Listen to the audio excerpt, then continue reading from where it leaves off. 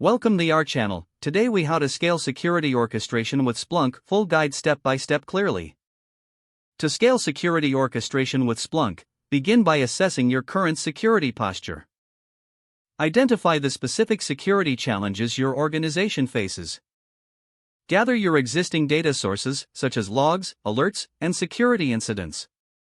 Integrate these data sources into your Splunk environment. Use Splunk's data onboarding tools to ensure all relevant data is ingested.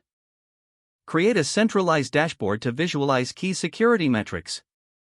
Leverage Splunk apps and add-ons that enhance security capabilities. Implement enterprise security solutions within Splunk for a more comprehensive view.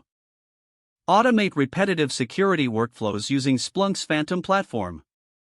Create playbooks that define how to respond to various security incidents. Test these playbooks regularly to ensure effectiveness.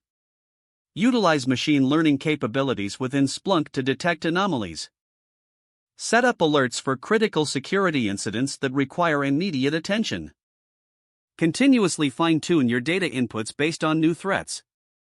Encourage collaboration among your security teams through shared dashboards. Train your staff on using Splunk effectively for security insights. Document your processes and create a knowledge base for future reference. Review your security orchestration strategy regularly to adapt to evolving threats. Track the performance of your security measures and adjust them as necessary.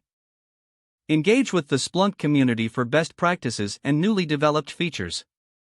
Monitor the overall effectiveness of your security orchestration efforts.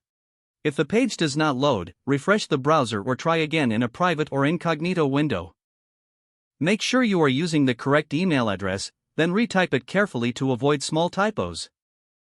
If your password is not accepted, use the reset option and create a new strong password you can remember.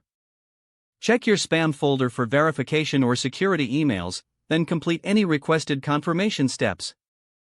Enable two-factor authentication if available to improve account security and reduce unauthorized access risk. After signing in, review your profile details so your contact information and settings are accurate and current. If you see an error message, note it down and try again after restarting your device and internet connection. Don't forget to like this video and subscribe to our channel for more step-by-step tech guides.